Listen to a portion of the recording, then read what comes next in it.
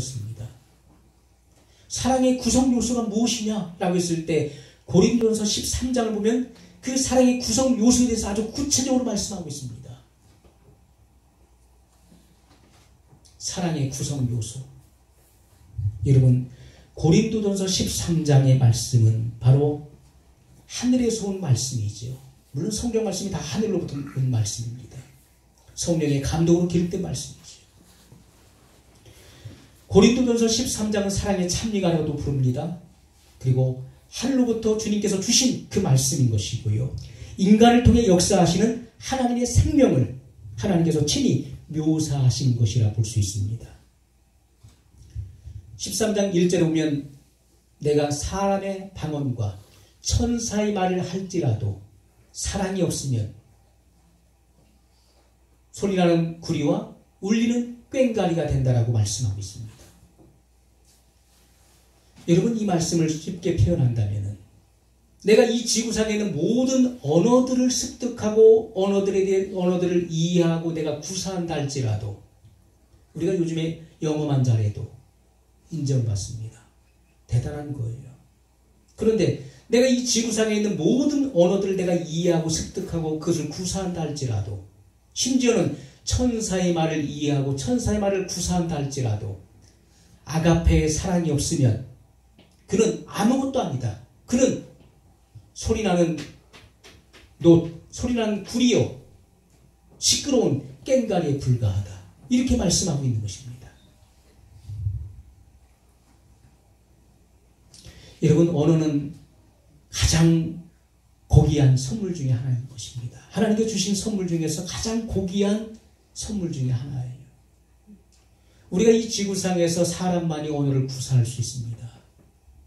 여러분, 우리가 이 지구에는요 수많은 생명체가 존재합니다. 그러나 이 땅에 존재하는 것, 하늘에 존재하는 것보다도 이 바닷속에 존재하는 생물이 훨씬 더 많다는 것이죠. 바다는 육지보다도 훨씬 더 넓습니다. 이 지구를 보게 되면 바다가 70%를 차지하고 육지는 30%를 차지합니다. 우리는 이 땅에 존재하는 생물이 참 많다. 하늘을 나는 새 종류도 너무나 많다. 그러나 여러분, 이 땅과 하늘에 존속하는 것은 불과 6%에 불과한 것입니다. 94%는 바닷속에 생존하고 있는 것입니다. 생명체가. 얼마나 무궁무진합니까? 우리는 하나님이 하시는 일들을 다 알 수가 없어요. 지금까지 사람이 알아본 바로, 실험을 통해서 알아본 바로는 이 바닷속의 깊이가 얼마나 될까? 여러분, 이 지구상에서 가장 높은 산은 히말라야 산맥 중에 에베레스트 산입니다. 그 봉우리가 제일 높아요. 8,848m에 달합니다. 그러나 사람이 알아본 결과, 지금 현재까지 조사된 결과로는 바다의 깊이가 11,000m입니다. 산보다도 훨씬 더 깊은 거예요.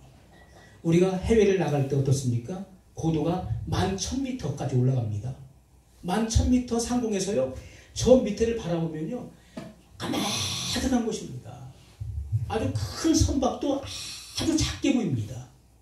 바다가 그렇게 깊다는 것을 한번 생각해 보십시오. 바다가 그렇게 깊은 거예요. 그러나 사람이 아직 조사하지 못한 그 더 깊은 바다가 있다는 것이지요. 사람에게는 한계가 있습니다. 그러나 하나님께는 한계가 없고요. 그리고 하나님 만드신 이 우주를 보십시오. 이 우주.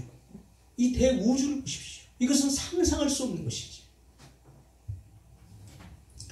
여러분, 하나님께서 사람에게 주신 선물 중에 가장 고귀한 선물은 언어일 것입니다.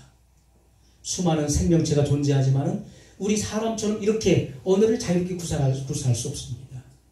사람은 양심이 있고 그리고 영이 있습니다. 자기 마음과 감정에 있는 것들을 언어를 통해서 이렇게 묘사할 수가 있어요. 표현할 수가 있는 것이죠.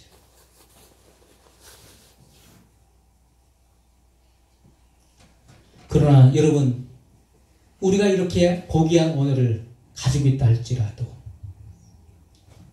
아가페의 사랑이 없다면 그것은 울리는 노시나 시끄러운 꽹과리처럼 되고 만다는 것입니다. 오늘날 기독교가 왜 사회로부터 지탄을 받습니까? 주님은 우리에게 너희는 세상의 빛이라고 말씀하셨는데 오늘 많은 기독교인들이 그리고 기독교가 사회로부터 세상으로부터 지탄의 대상이 되는 것은 왜 그럴까요? 사회생활에 실패하는 이유가 무엇입니까? 그것은 세상 사람들이 봤을 때 기독교인들의 모습이 소리나는 노시나 시끄러운 깽가리로 보인다는 것입니다. 저 사람 말뿐이야. 말만 그럴듯해. 말은 아주 청산유수야. 그런데 행동은 전혀 없어. 언행이 일치되지 않는다는 것이죠. 그래서 사회로부터 지탄이 되는 것입니다.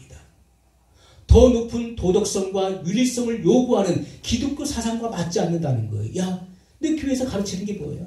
교회에서 배우는 것이 뭔데? 근데 너희는 왜 우리만 또 못해? 세상 사람만 또 못하기 때문에 자기들만 또 못하기 때문에 지탄하는 것입니다. 기독교가 그래서 돼? 기독교에 대해서 기대를 걸고 있는 것이죠. 그러나 기독교인들이 그렇게 살지 못하기 때문에 지탄의 대상이 되고 그리고 기독교인들이 사회생활에 실패를 하게 되는 것입니다. 여러분 오늘날 가정의 문제가 그 근본적인 원인이 무엇입니까? 사회적인 문제의 근본적인 원인이 무엇입니까? 자본가와 그리고 노동자 간의 문제가 무엇입니까? 그리고 국가 간의 알력의 문제가 무엇입니까? 그 근본적인 문제는요 바로 사랑입니다. 아가페의 사랑. 아가페가 있다면은요 이런 분쟁과 문제는 있을 수가 없는 것이죠. 그러나 아가페의 사랑이 아닌 에로스의 사랑 또는 필레오적인 사랑, 인간의 부패한 근성에서 나오는 그런 사랑뿐이기 때문에 문제가 발생할 수밖에 없다는 것입니다. 문제의 해답은 바로 사랑이라는 것이죠. 여러분 고린도전서 13장의 말씀을 다 설명할 수는 없습니다. 그러나 13장 6절에 보면 아주 놀라운 말씀이 기록되어 있어요. 사랑은 아가페입니다. 사랑은 불의를 기뻐하지 아니하며 진리와 함께 기뻐하고. 필레오의 사랑은 이것을 이해할 수 없는, 죽었다 깨나도 이해할 수 없습니다. 도대체 이게 무슨 말이야? 사랑은 불의를 기뻐하지 않는다. 그리고 진리와 함께 기뻐한다. 이 말씀을 절대로 이해할 수 없는 것입니다. 여러분, 필레오적인 사랑은요, 미워하는 자, 누군가 나를 미워하면 나는 그 사람을 그래서 좋아하고 사랑했는데 그 사람이 나를 미워하는 것을 내가 알게 됐을 때 어떻게 합니까? 내가 돌변해버리는 것입니다. 그리고 사소한 자극에도 불구하고 복수해버리는 거예요. 네가 나한테 그럴 수 있어? 내가 너한테 한 것이 얼마인데? 내가 너한테 얼마나 정성을 쏟았는데 네가 나를 이렇게 할 수 있어? 필레오적인 사랑은요, 누군가 나를 미워하게 되면은 지극히 사소한 일에도 돌변해서요 복수할 마음을 갖게 된 것입니다. 복수하는, 아주 사소한 자극에도 불구하고 복수해요. 그리고 그가 넘어지게 되면 기뻐하는 것입니다. 내가 그럴 줄 알았어. 그 사람 내가 그럴 줄 알았어. 그 사람 그렇게 돼도 아주 싸다 싸. 그게 필레오적인 사랑인 것입니다. 네가 나한테 그렇게 하고 네가 잘 될 줄 알았냐? 이것이 필레오적인 사랑이라는 것입니다. 진리가 하나님의 말씀이라 할지라도 필레오를 기쁘게 하지 않으면 기뻐하지 않는다는 거예요. 나는 진리와 함께 기뻐할 수 없어. 여러분, 하나님의 말씀은 얼마나 정확합니까? 여러분, 아가페의 사랑은 불의를 기뻐하지 않는다. 원수가 넘어진 것을 기뻐하지 않는다. 오히려 안타까워.